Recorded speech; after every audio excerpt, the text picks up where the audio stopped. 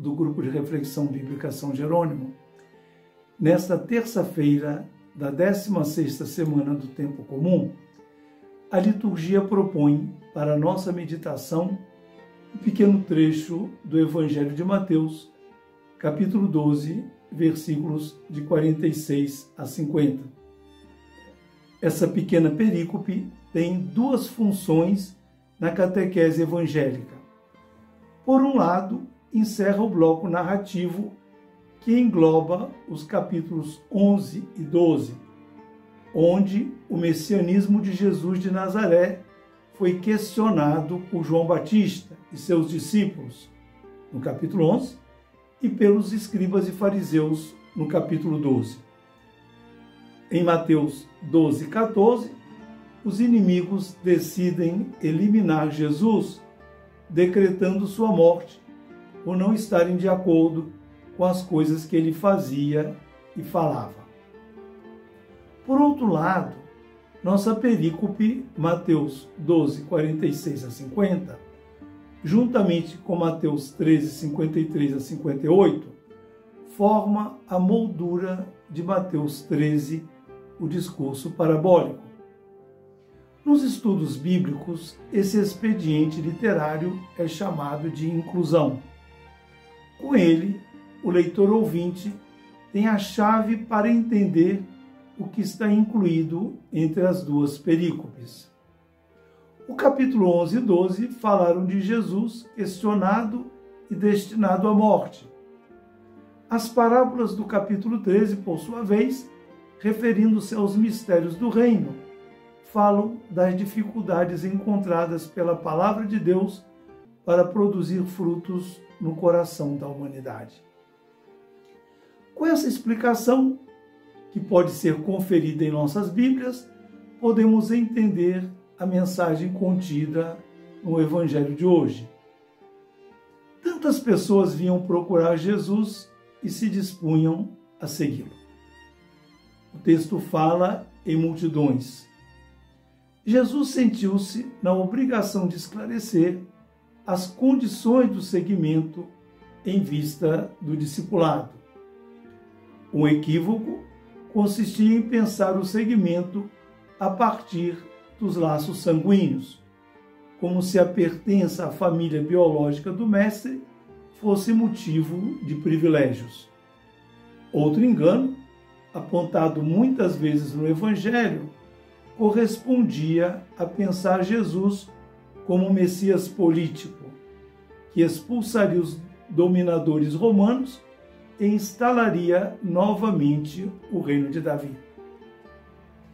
Muitos de seus discípulos pensavam nessa direção, como foi o caso dos discípulos de Emaús, em Lucas 24, 21. Havia também os seguidores interessados nos milagres e nos benefícios recebidos do Mestre. Jesus vai na contramão desses mal-entendidos e coloca a condição fundamental para ser seu discípulo: fazer a vontade do meu Pai que está nos céus e, por conseguinte, aceitar as exigências e as consequências dessa opção. Quem se dispuser a abraçá-las, sim, poderá fazer parte da nova família de Jesus, a comunidade dos discípulos e das discípulas do reino, que chamamos Igreja. Os capítulos 5 a 7 do Evangelho de Mateus, conhecidos como o Sermão da Montanha, contêm o projeto de vida de quem integra a comunidade do reino. E o capítulo 10 fala de Jesus enviando seus discípulos, transformados em apóstolos, para continuarem a missão que ele começou. Jesus não está interessado em quem o segue com segundas intenções. Assim, a questão de fundo do Evangelho que estamos meditando não comporta uma espécie de desprezo de Jesus por sua família biológica. A mensagem vai noutra direção. Jesus expressa sua missão de lançar os fundamentos de uma nova forma de relação entre as pessoas, alicerçada na vontade do Pai dos céus, que na oração o discípulo pede que seja feita na terra como no céu. Mateus 6:10. A nova família terá como pilares a paterna maternidade do Pai dos céus, a filiação de todos e todas que fazem a vontade do Pai dos céus e são filhos e filhas, e a fraternidade e a sororidade que os fazem irmãos e irmãs. A família do reino acolhe, sem distinção, todos quantos se dispõem a fazer a vontade do Pai dos céus. Busca viver o perdão e a reconciliação. Pauta-se pela misericórdia no trato mútuo e tem consciência de ser congregada pelo ressuscitado. Por outro lado, a nova família do reino confronta-se cada dia com o desafio de ir pelo mundo inteiro e convidar todas as gentes para se tornarem discípulos e discípulas, como nos diz Mateus 28:19. Portanto, uma comunidade de discípulos e discípulas missionários.